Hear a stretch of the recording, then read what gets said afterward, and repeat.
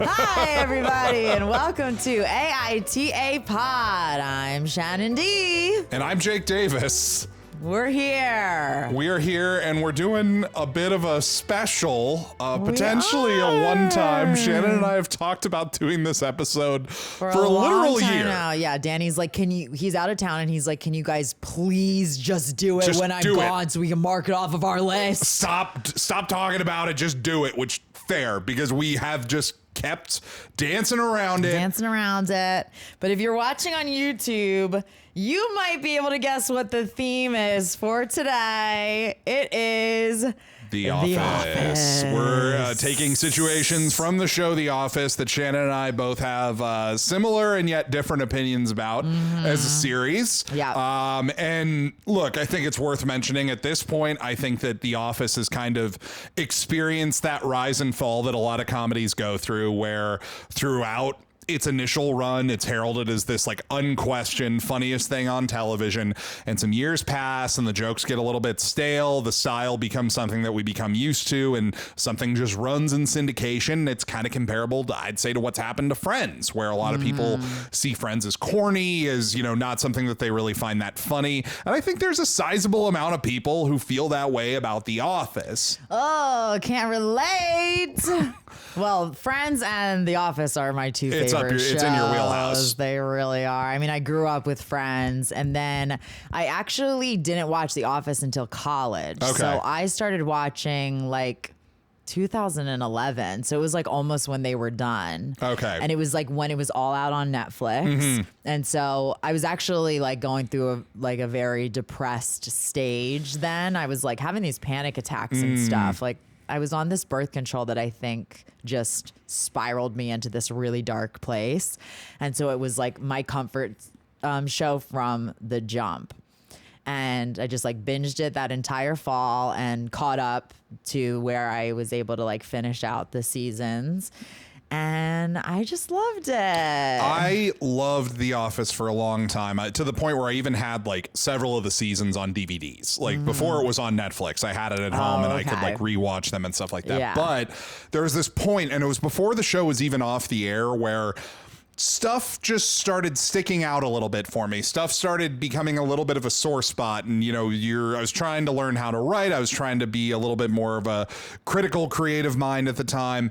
And the biggest issue I had with the show was it's very often, and I still feel this way about a lot of individual episodes and some specific characters, the show is driven very often by people doing terribly selfish and bad things and still being treated like a good person in the world of the show, or like their behavior isn't really that bad. And I don't mind shows about bad people doing bad things as long as you hold them accountable for that. I think Seinfeld, Always Sunny, those are good examples of shows where the characters do terrible things, but the world always holds them accountable for doing terrible things. And there's like the ones that stick out that like are so obviously doing terrible things that like somewhat get held accountable, like Michael. I feel like Dwight as well. But then there's those sneaker assholes like Jim. I remember Jim. like 10 years ago, you pointing it out to me that it was basically like Jim. Like, I mean, because like Dwight is like, he's got to be on the spectrum in some way. Dwight has something going on. Yeah. There's no way that somebody who functions the way Dwight functions, and I don't think the show put any thought into that, which is upsetting. Yes. I don't think that I think they just wrote him like a weird guy. Well, yeah, and they wrote him like how the original Office, the British Office, did. And I remember you pointing that out to me, and I, ladies and gents, was in love with Jim. Like, especially at that age, like 21 years old, like Jim was like my, like, no one could top Jim, like, except for Aladdin. The women at Arizona State, because I've told Aladdin that was the other. That was the other top. Man. He's my number one always. When I was in college, I actually had to start looking out for girls who are just looking to like live their Jim fantasy with me, because I'm a tall, lanky, kind of smirky guy with a good sense of humor who's pretty quick on his feet. So it was like, I called them Pams because there were just girls who would like immediately first say, just like, oh my gosh, you're so Jim. And that was an immediate red flag for me. Times. Oh yeah. Like from 2008 Insane. to 2010, it was out of control. And it would be this immediate turnoff for me because it's just like, okay, you're just trying to date somebody who you can fantasize is Jim. Yeah. And it's like, okay, that's your thing. We're all young or whatever, but it just made me feel weird. It gave me the ick. I didn't even know what the ick was back in 2009.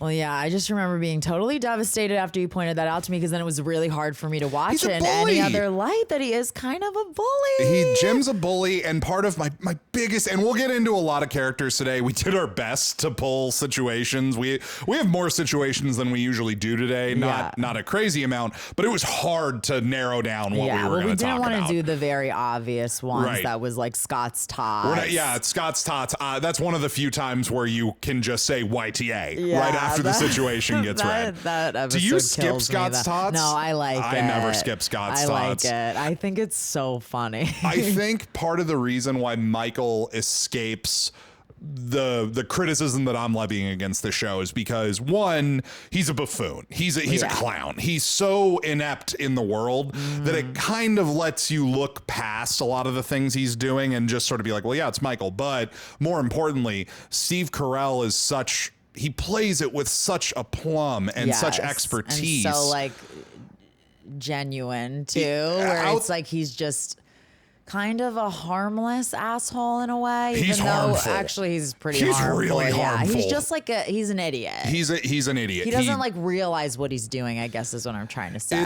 It's this, I think that it's like a court jester thing where the whole point of the series is how can Michael screw things up next? But Michael is one of the few characters that's held accountable for his idiocy throughout the show. He never really gets away with anything. He's always left on the hook for whatever he does, which makes him so much more likable. And then there's characters I think like Dwight, I think is held accountable pretty regularly. As the show goes on and in the later seasons, it gets really wonky, and I think there's a lot of like craziness happening.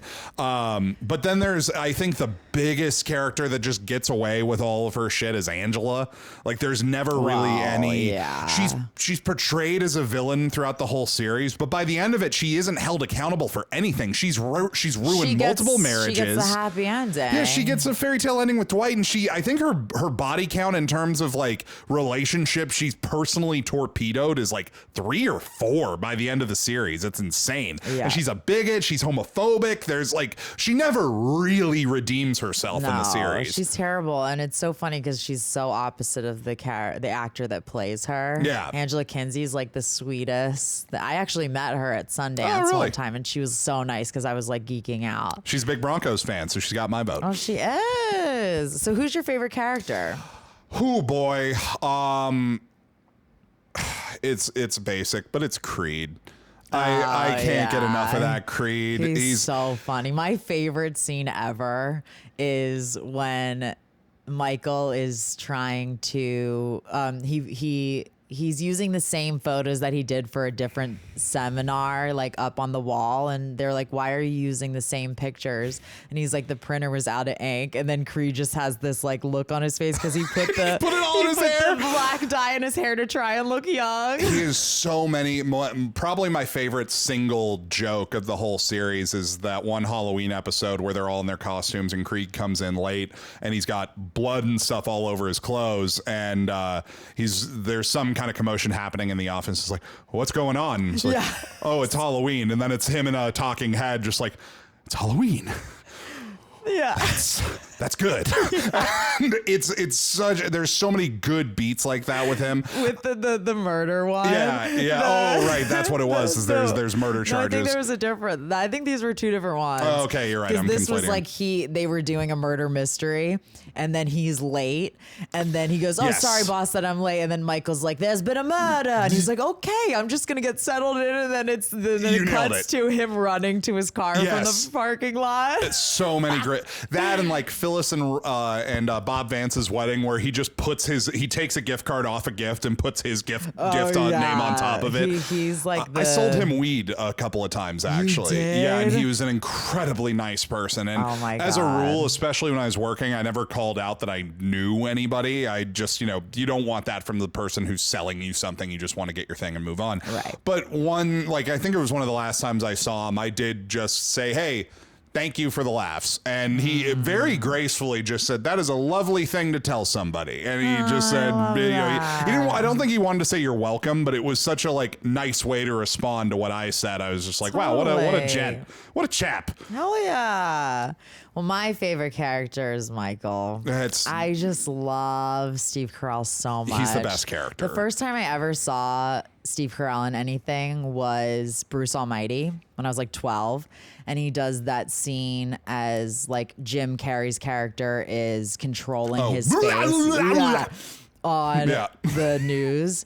And I was just like, who is this guy? So funny. I'm obsessed with him. I fell in love with him. He is my idol, my number one. Love him to death. I was Prison Mike for Halloween a few years ago. That's a good one. My Reddit name is Donuts Make Me Go Nuts. That's one of Michael's lines. I'm just he can do no wrong in my eyes. I can't hear the phrase Dear Diary without immediately filling in tan everywhere. Jan everywhere.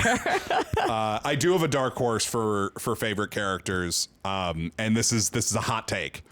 It's two of them, D'Angelo Vickers and Robert California.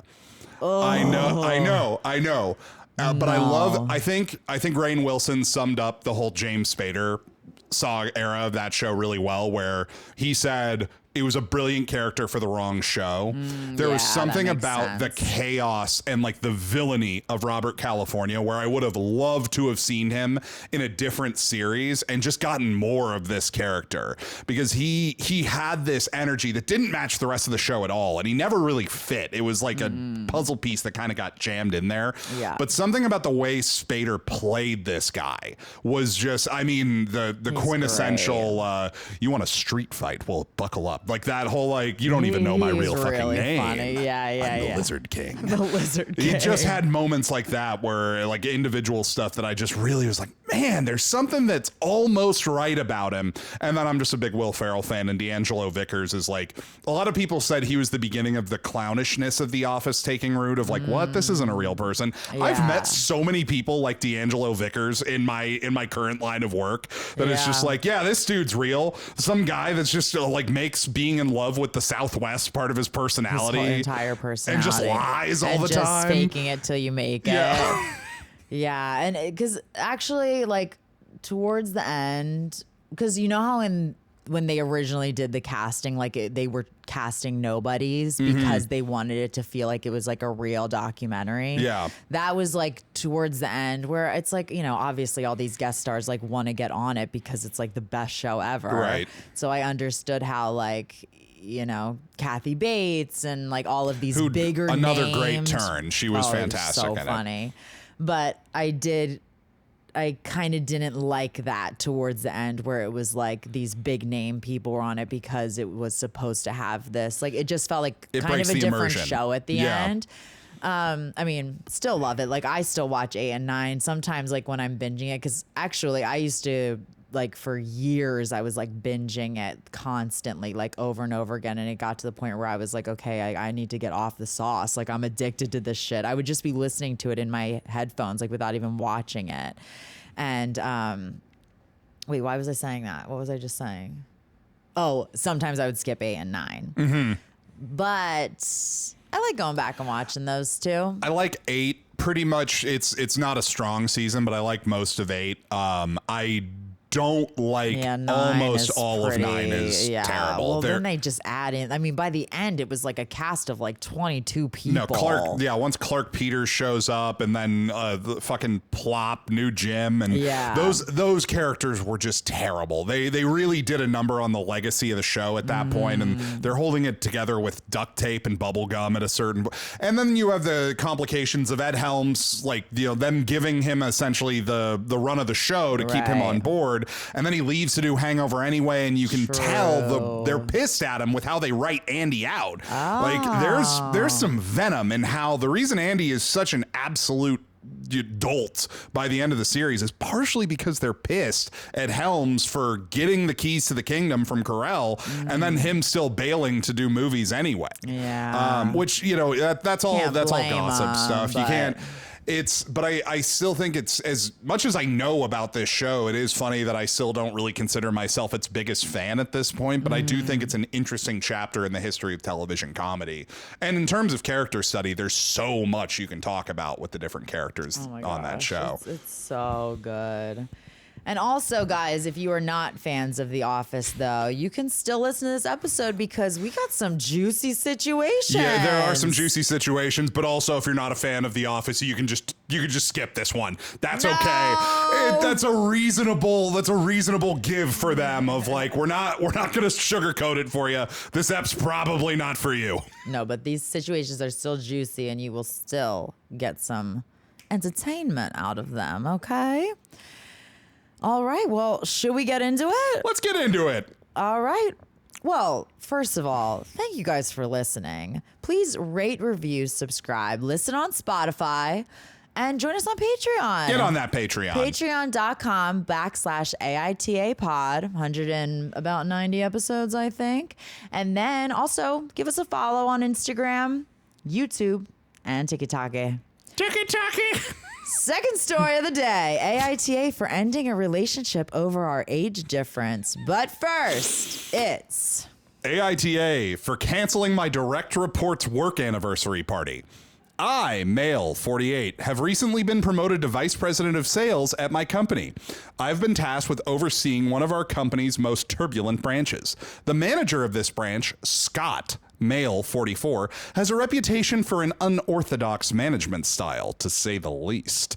When I arrived on my first day, Scott was in the middle of planning an extravagant party to celebrate his 14th anniversary with the company using company funds.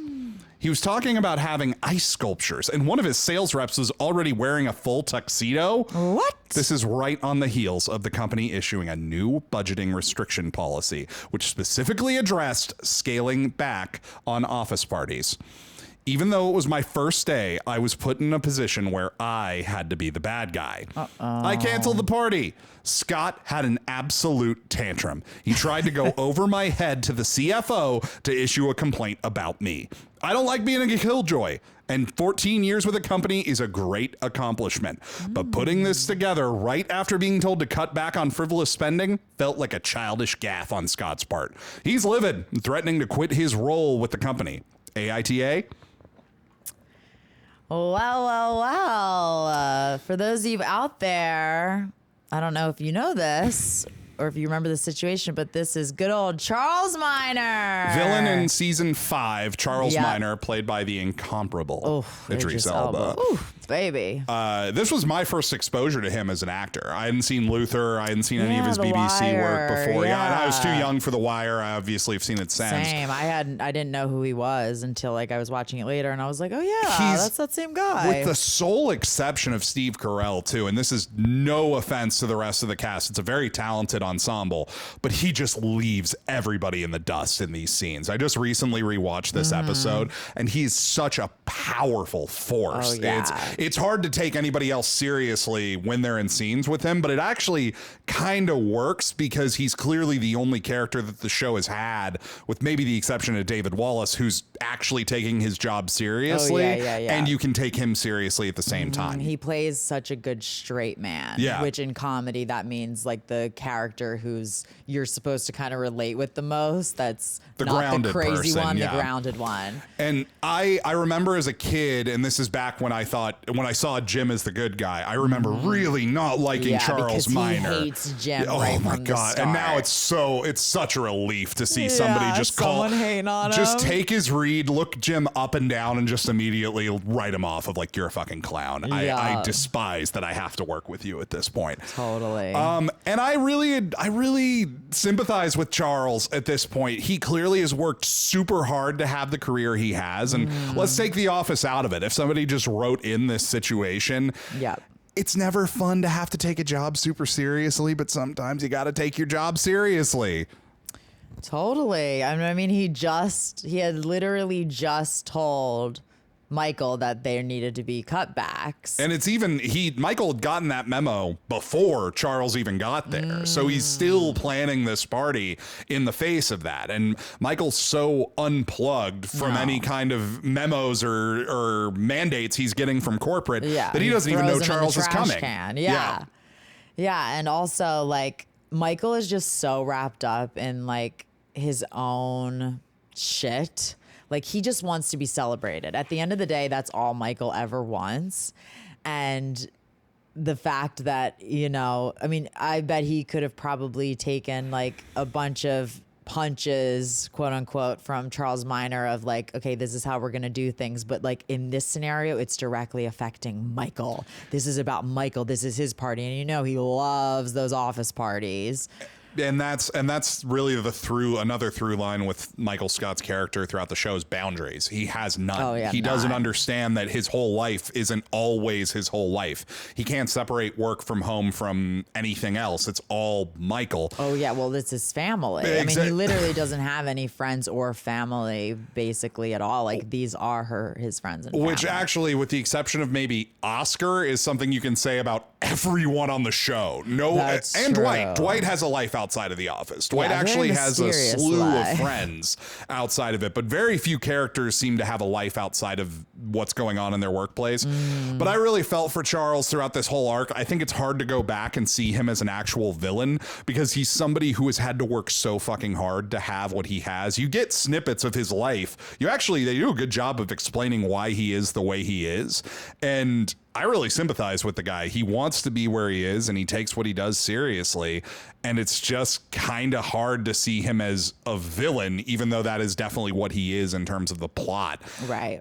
So yeah, I think that it is funny that all these changes happening in the company are not what get Michael to quit the job he's been at for 14 years. Yeah. It's specifically not getting his 14-year anniversary party. I know, and it's so funny that it's not like 15th year anniversary. It's like 14th. It's not even a round number. It's not yeah, exactly. Yeah, I mean, look, you got to do what you got to do. Like, this is a new position. You would look bad if you didn't put a stop to this, like to his direct boss, who's David Wallace. Like Absolute this would gem. be terrible. Gem and a half, David Wallace. I love him.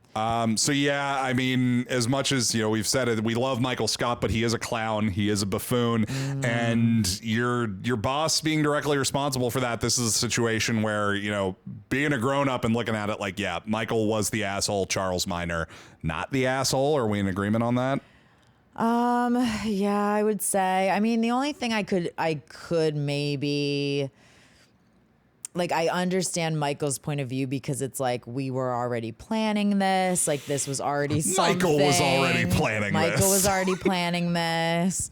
Ice sculptures and all. I feel like if I were Michael, if I really, really wanted this 14th anniversary party, like maybe being like, okay, well, at the very least, could we maybe do like just like a luncheon or something, like something small?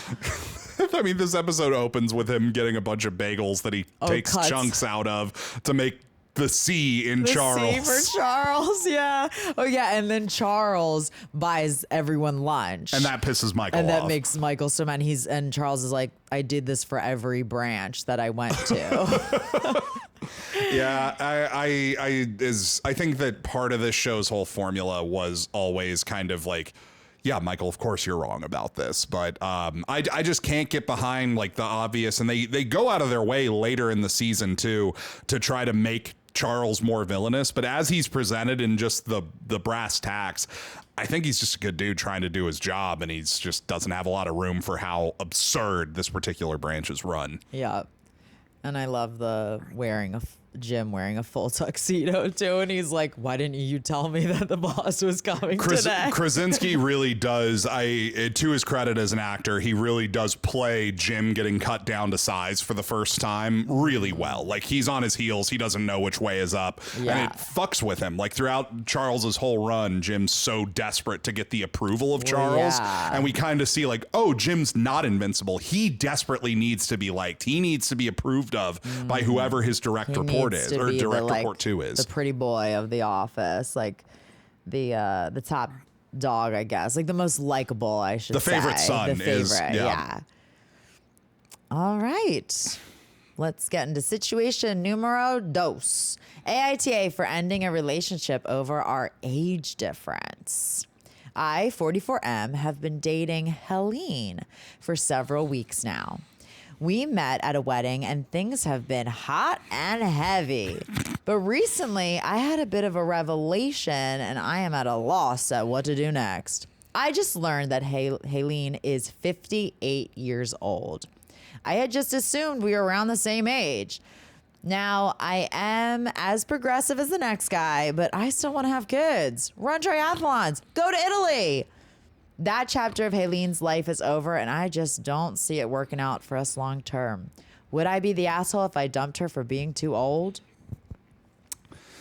So this is I think top 3 quintessential Michael Scott. Oh my God. If you ever need to understand this character really quickly, this is a great episode to point to. So funny. This whole arc just cracks me up. It's because it's how quickly he realizes he's fucked up, because this is obviously, it's her age. You should have figured this out so much sooner than you did. Yeah. And it's weeks into their budding relationship. They have nicknames. They're so affectionate with each other. And we have an edit right here. I should mention her daughter works for me and was extremely uncomfortable with us dating until today. Mm-hmm. This is right when Pam is starting to accept, okay, maybe this isn't the worst thing in the world if Michael dates my mom. And that's what immediately, that same day is when he starts realizing, oh crap, I shouldn't be dating her mom. Yeah. Literally.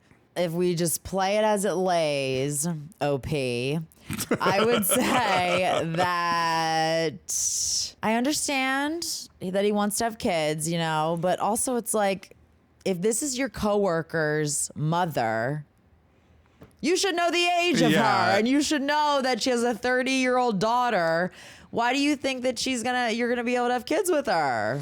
It's almost one of those holes in the show that I was talking about earlier, where it kind of breaks your reality a little bit, but they've done such a good job establishing that Michael Scott is a believable person that could be this dumb. That could be, dumb's not even the right word. That could just be this absent-minded, just lacking this much of self-awareness that he just gets so swept up in the romantic emotions that he's experiencing. He doesn't think about anything.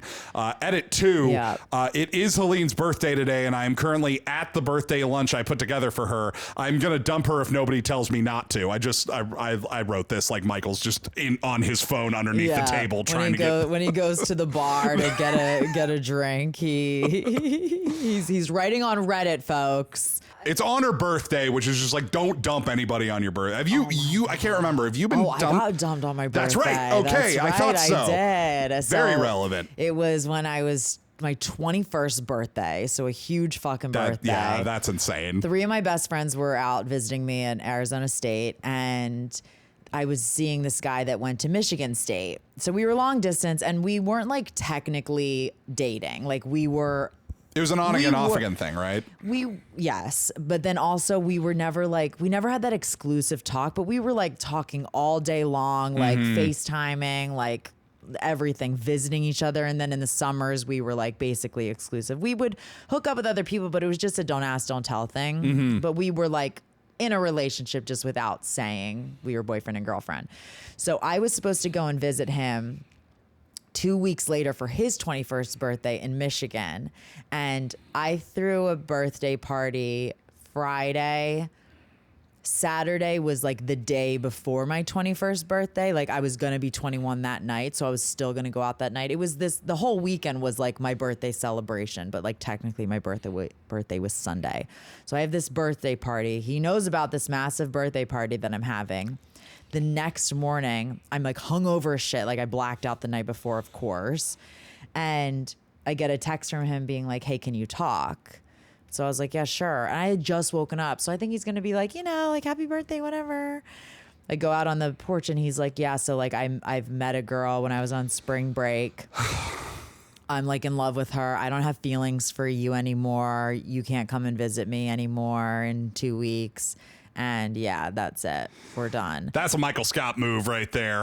How awful is that? Shannon, I have news And you're not going to like it. Will not make you happy.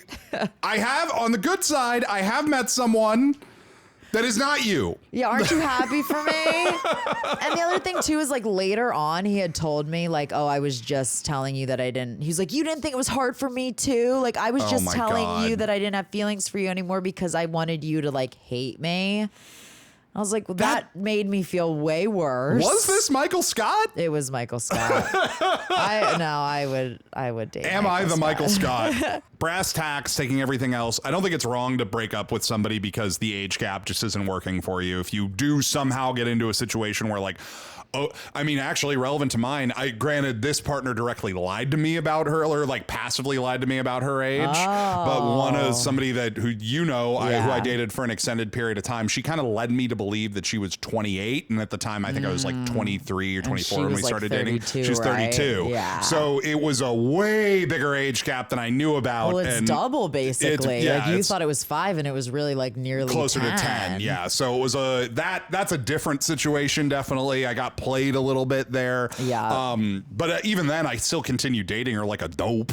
Yeah. But she was toxic. If you're gonna lie about your age, you're gonna lie about a lot of other stuff too. True. Red flag. I don't think there's anything wrong with dumping somebody because of that kind of sudden realization of like, oh, this isn't gonna work for what I want to get out of a long-term relationship. And she had also was like expressing that she really didn't want to like travel anymore because like, my parents are retired. And actually they're like 10 years older than Haleen, but they have been traveling a bunch and like enjoying retirement. And like for her, she was like, yeah, like all of that's behind me. And Michael acts like he's like 25-year-old that still has like that still hasn't grown up. Like he's very much of the mindset of like what I want to be when I'm older type of thing. And so I do understand like wanting to end this relationship because you're all of a sudden like, holy shit, I do want to have kids, meaning like I probably need to be with a younger woman. Like that's numero uno in this case. But you had just like, he's very close with his coworker, Pam, that he like threw through a freaking loop and finally got her on board. Because he like got Haleen this really like cute and thoughtful present, and then he decides he's gonna dump her at her birthday lunch. At her birthday lunch, and he straight up does it. There's so many things he does wrong, which obviously makes the situation. Michael Scott is the YTA, is the asshole YTA. But I think a lot of this stuff in the vacuum, it's funny how like close it is to being an understandable but uncomfortable, unfortunate situation. Yeah. But because it is a coworker that kind of has seen you as a somewhat of a father figure throughout your time together, and that you went to all this work to get her emotionally okay with you dating, there's a litany of reasons why it's YTA. Oh my God, yeah. Absolutely. YTA. Now for one of my favorite topics in this show's history. AITA for giving the office bully a taste of his own medicine. I, 40M, am a paper salesman and a perennial top performer in my company. I love what I do and take great pride in my work. However, my office has one downside. A coworker, Jim, 32M, who constantly targets me with pranks that range from putting my personal property into Jell-O to straight up gaslighting me that I'm being recruited by the CIA. This week, it finally hit a breaking point. After a terse exchange about the snowfall we just received, Jim went out to the parking lot, made a snowball, and then came back into the office and hurled it at my face at point blank range. This was in front of all of our coworkers. I was furious. Being a man of honor, I stood up, looked Jim in the eye, and challenged him to an official snowball fight. Jim agreed, but I could tell he was not taking me seriously. Well, he definitely is now. I have gone full scorched earth on him. My onslaught has been relentless. The first barrage left him with a slightly bloody nose, and I have moved on to psyops, disguising myself as his wife to ambush him, building an army of snowmen in the parking lot. He is breaking apart at the seams. Some people have told me I should ease off, but I think this is years overdue. AITA for finally taking it to the office. Pick me, boy. I love Dwight. I love Rainn Wilson. I just like the whole energy. I think it's obviously so easy to see him as the office weirdo. And, I think it's easy to sum his character up as, well, he's clearly on the spectrum. That's never established. That's, reductive, I think, to being on the spectrum. But it's just how bizarre he behaves in certain social situations by, the status quo of what normal is. Yes. That it's hard to say there isn't something going on with this guy. Yeah, absolutely. I mean, there's also just so many layers to him too. Like, I love the fact that he's like also this like ladies man as well. Yeah. Where he's just like, because I feel like if you were to just watch the first episode or even the first season, like you'd kind of like be like, oh yeah, this nerd, like there's no way that he knows how to even talk to him. And actually there was even like an episode in the earlier seasons where he's like asking Toby, who is the HR rep, like where the clit is. Do you remember that? Oh yeah. And it's like so not in like as you're watching it, not in line with the rest of the character. It's not in line with him because he's like this sex machine. He's got Riz out the wazoo. He totally does with the ladies, and like you wouldn't expect that. So I just love the different kind of like layers that they give to the characters. And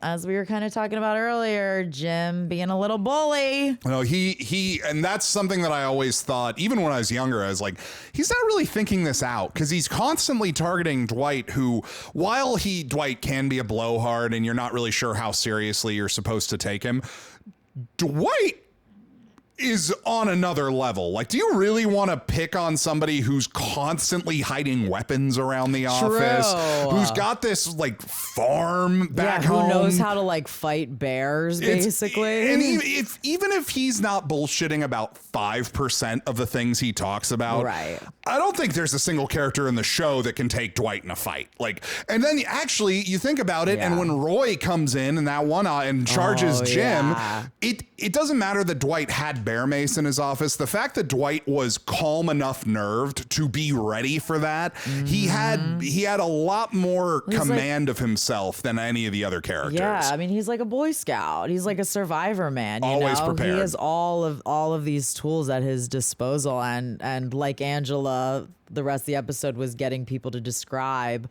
the event of it because she just was getting like turned on by him because he's like a man, he's like, he is gonna be there to protect you.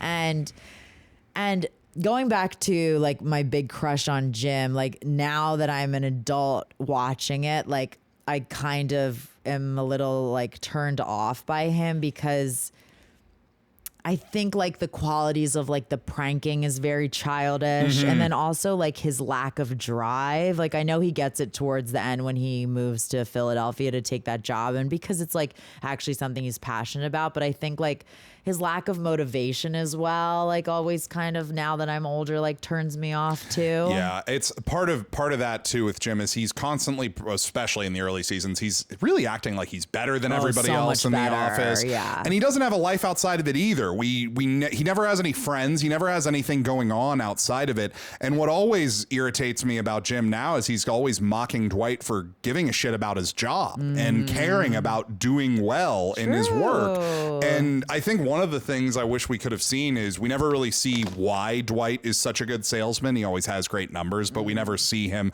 Obviously, I'm biased because I speak the lingo and I'm in that world, but you see why Michael is a good salesman and you see why Stanley is a good salesman.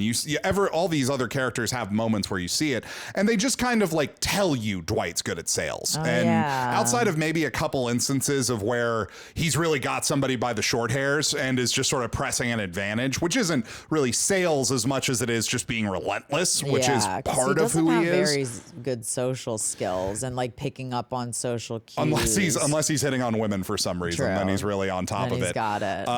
And yeah, I think that for me, this episode was placed stupid games win stupid prizes, because Jim has constantly been pushing this guy, constantly seeing what he can get away with. And it's like, you know, those stories about when somebody's throwing rocks or trash or something at a tiger in a zoo and the tiger leaps the enclosure and mauls the person. I don't feel bad for that person. Right. Don't throw rocks at tigers. Yeah. This is that. And lucky for Jim, Dwight is a good person who's just limiting it to snowballs. Yeah. And for the most part, Dwight kind of just lets Jim. He just shakes it off. Really. Yeah, he just kind of lets it. He's just kind of like, whatever, this idiot. I mean, you know, throughout the series, he does try and get him to get fired. Right. So he does in ways But like that. But for the most part, I mean, but hey. If somebody was pranking me 3-4 times a week, I would be trying to get him fired too. I would be so irritated if I was in a workspace where somebody treated another coworker like this. Oh, like, true. I don't think I would get through 2 weeks of it without being like, hey, why doesn't anybody openly challenge this douchebag? Yeah, this is insane. Can you stop doing that to him? Yeah. You're making this an uncomfortable place to work. And we do see that in this episode where I just rewatched it today before we record it. When Jim hits Dwight in the face with that snowball, everybody does laugh at Dwight, but no one cares when Dwight comes back at Jim with everything he's got, because it is just kind of like yeah, man, you've been asking for it. You're getting it. Exactly. Yeah, I can't really blame him for, as the title says, giving the office bully a taste of his own medicine. I say all that, and then I think just like playing it as it lays, I kind of want to give an ESH on this situation, because I would be so irritated to be in this work environment and snowballs are getting thrown around all over the place. Of like, you never know when it's going to hit you. Right. Can you guys just fucking get it over with? Like there's this romantic tension between you We got a guys. little sexual tension going on. It's driving me here. insane. Just get it over with. Well, because even in the episode, Jim gets a lacrosse stick and then it breaks open the window because he hits the window. So then the office is cold. It's freezing so the if rest you're of the one time. of the other coworkers, you're like, what the fuck? That's fucking jackass. Just go to Philadelphia already. Yep. But the army of snowmen in the parking lot, though, is so menacing. Great final button. I love so that. Great. And it really is. I think that the show, they did a good job of finally giving Jim a comeuppance where Dwight wins and mentally breaks him to the point where Jim is just swinging his umbrella at all these snowmen that Dwight is not in, as Dwight just looms down over him from the roof. Yep. Yeah, I guess. Yeah, should we go ESH? I think it's an ESH. Soft ESH. Well, I guess if we're playing it as it lays without knowing that Jim is this prankster the entire time, but I would say more leaning on Jim because it's like he's had enough.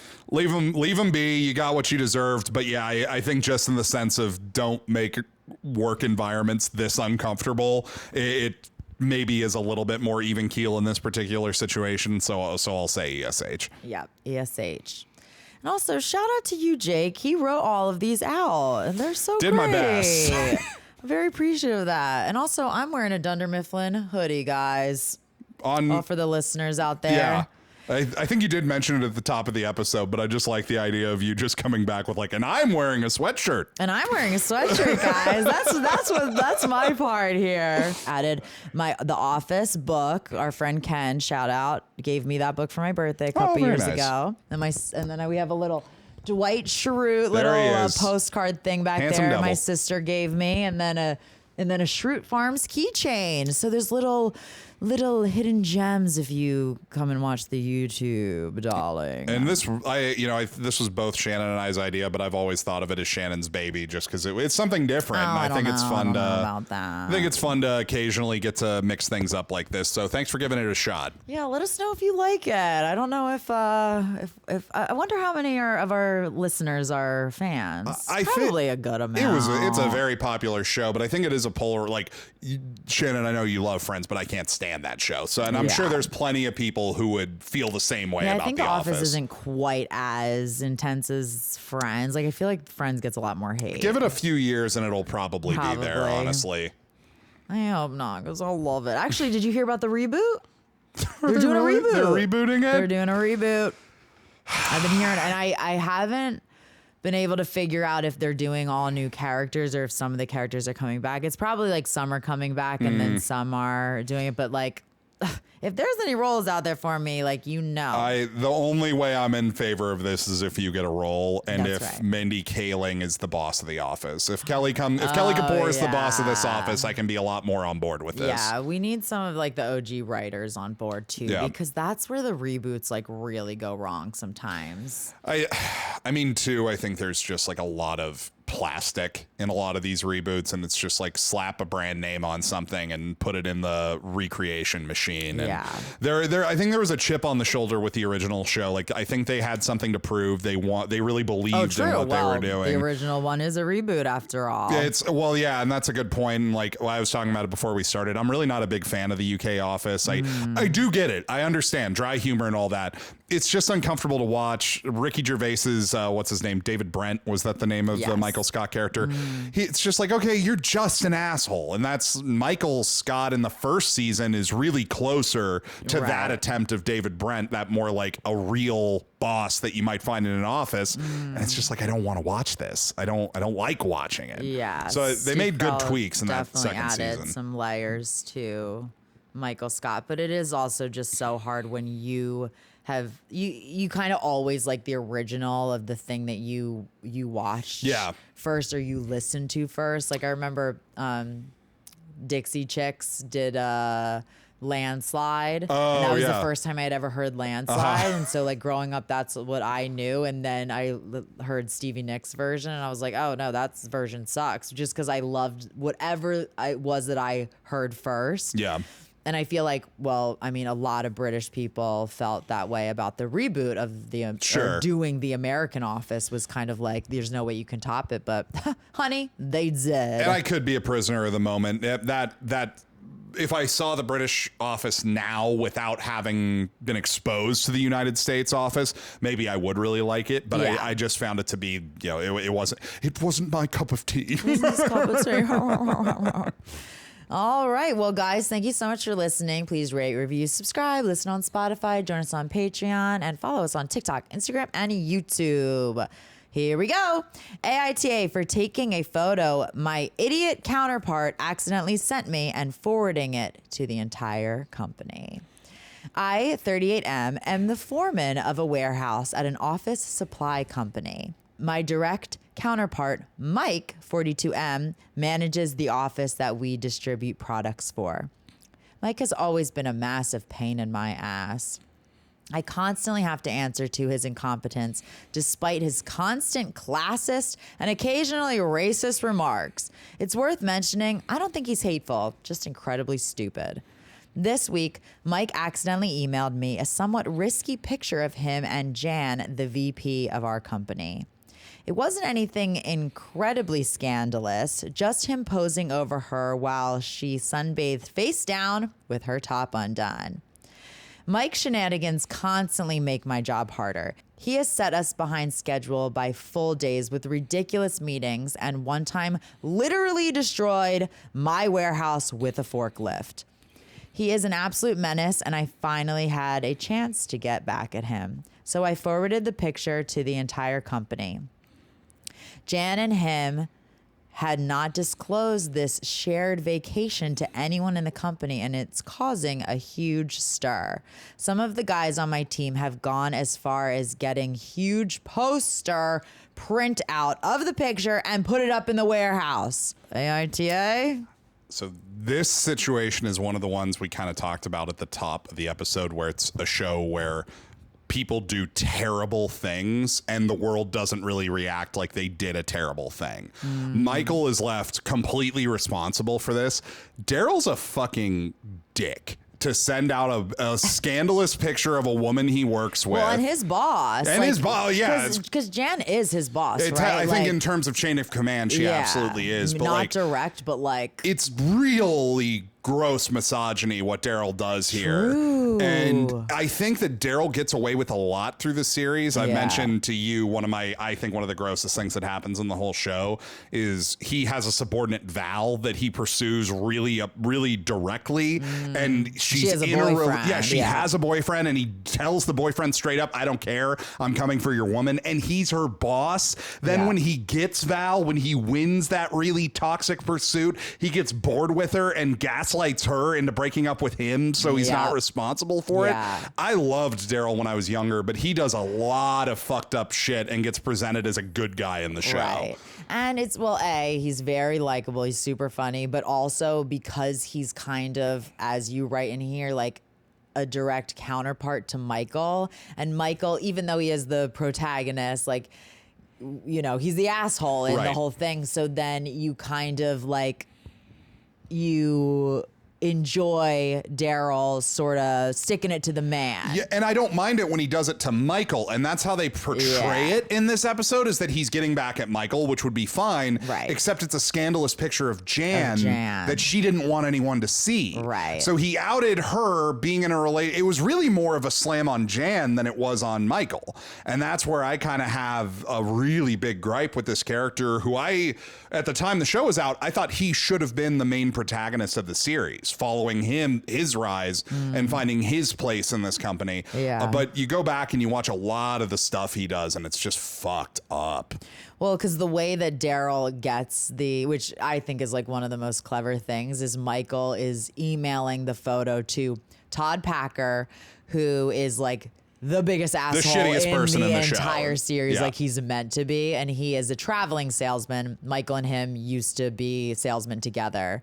And so he comes in very in and out. And so he's on the phone with Todd Packer, and he's telling him about his trip to Sandals, Jamaica with Jan. God. And so he's like, I'm going to send you this picture. And he sends it to he tries to send it to Packard at DunderMifflin.com, but he sends it to packaging at DunderMifflin.com, which is Daryl's email. Right. And so that's how Daryl gets a hold of it, because he then and then he sends it out to like everyone, and then like the whole company's getting it, which is just, it's so fucked up. It really is. Like, I don't know how he didn't end up getting in trouble for it at all. And that is kind of my critique that I mentioned at the top of the show, of just like, okay, he's not being held accountable for this in any way, shape, or form. Yeah. And even in the quote the golden era of the show, they did kind of have these lapses in reality, which you notice a little bit more in a show that's whole angle is blending the lines of written television with reality, at least in the earlier seasons, like here, where they were trying to do that more. Yeah. And you definitely have to, like, you know, have suspended disbelief. And I think that too, it's easy to cut in so many situations, like when Michael says, you know, dumb racist shit to Daryl without realizing it. It's totally fine, whatever Daryl does in response, because he's like, Michael's asking for it. This was just a situation where it didn't have anything to do with that. It was just Daryl doing it, basically using a woman that he works with and answers to in the company hierarchy as fodder to just not even get even with Michael, just stick it to him on this one. Stick it to him, yeah. It's a pretty fucking funny episode, though. I love it. And, I rewatched it today to just make sure I had all the facts right. But she ends up coming back. No, she ends up coming down, and she never finds out about it until the court hearing, like seasons later. She doesn't even know about this, which is probably that's also bad suspended writing. disbelief. Yeah, that's just bad writing. But the way that she comes down, and so Michael like thinks that she's gonna like flip her lid on him, and it's just that she's like, you know, my therapist is like telling me that I should just like go for it, and like I want to go all in, and he's like, oh great, like that's what you came down for, kind of thing. So yeah, you don't find out until like she doesn't find out until seasons later that this even happened. So I just rewatched it today, and I think I was doing something else or writing this, and I'd missed that part. So yeah, her not even finding out about it is like, okay, I guess we'll suspend that disbelief too. Yeah. But it's still. I feel like somebody, I mean, you have to think like it probably only got as far as like Scranton. Like I feel like it didn't go to the other branches, I guess, which is also like I feel like it would have gotten around the whole company. If Packer got a hold of it, it went to everyone. To everyone. But oh yeah, because then Packer's like, oh, I didn't get it from you, but I just got it from somebody else. How do I get you out of this picture? He's such a What is our verdict on this one? I think it's kind of obvious. Yeah, AITA for taking a photo my idiot counterpart accidentally sent me and forwarding it to the entire company. Oh, it's man, it's a YTA. YTA, Daryl. You let me down, bud. I thought that's actually another member of the cast I met. I met Craig Robinson at a comedy show once when I was like 16. He was he's really cool. Super I love supportive. him. He seems like a great guy. All right, Jake, take us out. All right. AITA for faking going into labor to get out of a meeting. I, 32F, am pregnant with my second child. Recently, I've been using being pregnant to my advantage rather liberally. Anytime I want to leave work early or get out of a boring conversation, I've started claiming I'm going into labor. Then just say it's a false alarm the next day. When I tried this move yesterday to get out of a meeting, I was called out on my bullshit. However, I had preemptively planned for this and had strapped a water bottle to my leg with a bottle cap rigged to fall off. The simulated water break worked perfectly and made everyone apologize and wish me luck on my way out. Until the water bottle fell off my leg, revealing my ruse. Ooh. Now everybody in the office thinks I am a liar and is skeptical if I actually do go into labor that I am telling the truth. AITA? Yeah, I mean, she is the girl who cried water breaking. Pam, that sounds like something Michael would say. Pam Halpert classic here. What is your feelings on Pam throughout the series? Where do you fall on her? I mean, she was never my favorite. Mm-hmm. Well, originally, I did not think she was good enough for Jim because I was so in love with him. But you and all the other Pams in the world, because I've heard that take a lot. That was kind of why I was curious if you were on that boat. Yeah, but I mean, I enjoy that she has like some growth throughout because she very much is like such like a townie in the beginning. Like she's very much like doesn't believe that she can like see anything outside of just like dating this guy that she went to high school with, and just the whole kind of like settling, I suppose, because like I mean, say what you want about like the way her and Jim got together, I guess, but like her and Roy just like weren't a good match. No, that was never going to work, obviously. And she was always like, I felt like she was wanting more out of life, but really like, did she even get that much more out of life towards the end? I mean, luckily they end up like moving and doing something. Which definitely felt like just giving them a fairy tale ending at the end of the show. Yeah, it almost felt like they didn't like earn that. They never built it up. They never built that up to where they were heading at any point, especially after just bailing on the whole Philadelphia angle and it just like magically working out for them at the end. I do think Pam's ultimately gotten a bum rap more often than not. I think that both a lot of women that I've known, a lot of dudes that I knew in the show, they loved shitting on Pam because they kind of in the show frame Pam as this dead weight that's holding Jim back, especially in that arc involving the Philadelphia job. But Jim does some fucked up shit in that, and like that was one that we debated including in this, but that's such a long thing to explain and get into. So and this is just, a funny joke that Pam does, but I think she is one of the more interesting characters in the show because of how weirdly divisive she is. Is like, if that gal was an ice cream flavor, she's vanilla all the way down. Oh, yeah, and I do think Jim fumbled a baddie with Karen Filippelli. That's like Max's like celebrity crush. Oh, good choice. Yeah, Rashida. Can't go wrong with that. Definitely. But I really think that Jim and Pam deserve each other, and I kind of mean that as an insult because they're both really not that remarkable. And part of my biggest gripes with Pam is that she's very often this voice of morality in the series, but she's so quick to just look out for number one as soon as it's, beneficial to her. And I do think that this is really funny, but the second you do that, if this is let's say that you're a psychopath and you actually pull this move repeatedly to get out of trivial things at the office, you just keep telling people, I'm going into labor, to get out of awkward conversations or leaving the work early. The second you do that water bottle stunt, no one's ever trusting you again. No. They're not going to believe anything you say about anything. Well, I mean, yeah, maybe. I just think it's like so harmless. And it's harmless. Because also, like, the other coworker, like if I was the other coworker, it's like, it's not affecting me at all if you're leaving. Like, I don't care if anybody, you could literally just get up from your desk and say, I'm done for the day, and just bounce, and I don't care. Great. Good for you. Yeah. I guess the only person that this would be like kind of, I don't know, annoying or a slight to would be your boss. Yeah. But at that point, it was Andy, so who gives a shit? Yeah, who cares? But also with Michael, who cares either? Well, that's a good point.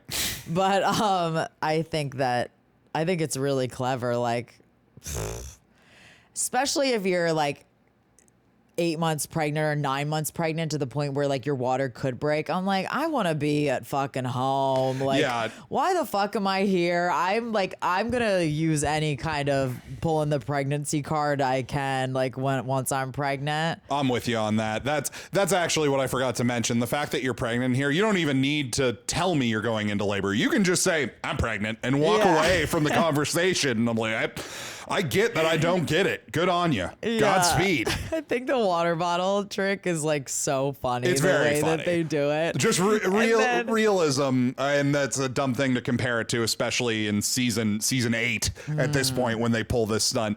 It's just, it's like they're never gonna believe you again. Well, also, I know it's a TV show, but like realistically, how did she rig the water bottle? How did she rig the water bottle? That's a great question. So she gets up, she starts walking out, and then the water breaks. You would have to have a ripcord, and she doesn't have one. Yeah, or like, I guess shimmy kind of like your legs together and then like explode the water bottle. Like, say it's a water bottle. I got a water bottle right here. And you keep the water bottle undone. You tie it here, and then I guess you could like kind of squeeze it, clench and have it go, but then you'd like hear the squeezing. Yeah. And I don't know. I always thought that when I was doing it. I was like, how did they get it to do it at that exact right time? We're asking the hard-hitting questions. We are. We're here to answer those questions, folks. I think it's a no assholes here. Oh, I think so, too. Yeah. I think it's funny. Like, I would... Good bit. Yeah, I mean, I don't know that I would have the balls to try this because it's so, like... I mean, that would be just so embarrassing. Like, after it fell. No, yeah. And that's what I'm saying. Of like, the only downside to this is no one in your office is ever going to trust you again, simply because you've pulled the moves so many times. And then you go, I would be impressed, but I would never believe anything you tell me again if it benefits you. Well, and I'd also probably like not even be that excited for when you actually do go in labor, because I'd be like, oh, is it really? Like, did you actually this time? So, I mean, yeah, no assholes here. I did, before we close, I realized I misspoke. I do have one clear-cut absolute favorite character in the show, and I can't believe I forgot about them. Who? Gabriel Susan Lewis. Oh, my God. Zach Woods is a national treasure. I need that man in everything. He is the best. Gabriel Susan Lewis. That beat by itself fucking kills me. Of like, no, if you are going to address me by my full name, Gabriel Susan Lewis. Yeah. And I have heard so many people saying that they don't like him. God. I'm like, how do you not like Gabe? If you have terrible taste, I guess. But the shut up about the sun. Stop talking about the sun. It's oh God, he's a gem. I think sometimes people just have problems with like new characters when you're like so used to like the core, like the originals. Like, you just don't want anyone new. But he's got to be one of the best newer ones, I'd say. Scranton tells me, Gabe, they need you back in Florida. I come down to Florida. They say, Gabe, they need you up in Scranton. So Mondays, Wednesdays, Fridays, I'm here in Florida. Tuesdays, Thursdays, I'm in Scranton. Watch Silicon Valley if you haven't. He's the absolute star. He makes that whole series he's for so me. A lot of good. talent on that show, but he's so good in that show. Anytime I've ever heard anyone talk about Zach Woods is that he is just like the master of improv. I had a friend who worked for Impossible Foods, one of the vegan meat-alike companies, and they were doing something at a movie studio, and Zach Woods came by for a burger or something, and he said that it was just this beautiful moment where it was like, oh god, that was exactly what I hoped interacting with you would be like. Where Zach just asked him oh, what do you got for us today? And the guy was just like, oh, it's all pretty good shit. And Zach Woods got excited when he heard him swear and said, yeah, shit. And he just winced. It was that was an awkward thing to say. And then he just took his food and kept going. Oh my God. What a treasure. Wait, one last thing. Do you have a favorite or top 5 favorite episodes? One Dinner that you Party. can think of? The Dinner Oh my Party is the best God. episode of the So series. good. And that's the easiest question for me to answer with that show. It's the peak of the show. It's the peak of Michael's, with Steve Carell. Him and Jan's relationship. Yeah, I can't remember the name of the actor that plays Jan, but she's so fucking good throughout the Laura series. Harden. But there it is. And she's great too in everything she's in, but the two of them are at peak chemistry. That episode just justifies the entire philosophy behind the first half of that series for me. So that's the episode where Michael keeps trying to get Pam and Jim to come over for dinner, and they always have an excuse. And he tricks them into coming over, basically. And Andy and Angela are dating, and they come over, and then Dwight tries to grab an invite too. And comes with his babysitter. Come with his babysitter as his date, brings his own food, and they just unravel before our eyes. It's such good dark comedy It's from so start good. to finish. And as we were saying before the show, is it's just kind of nice seeing them outside of the office. Yeah.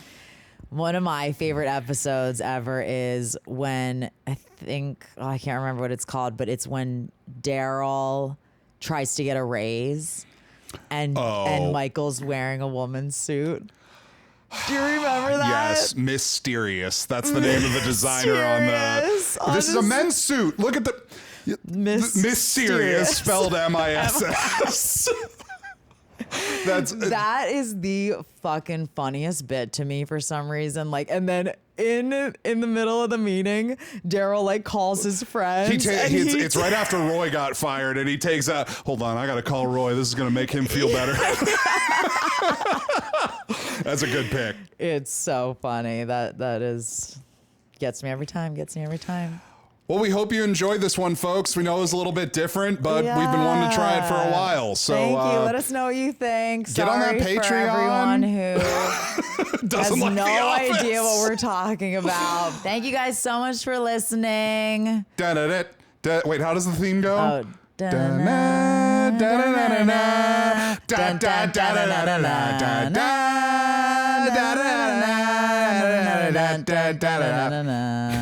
James Bonfire. Thank you a lot. Michael Scarn.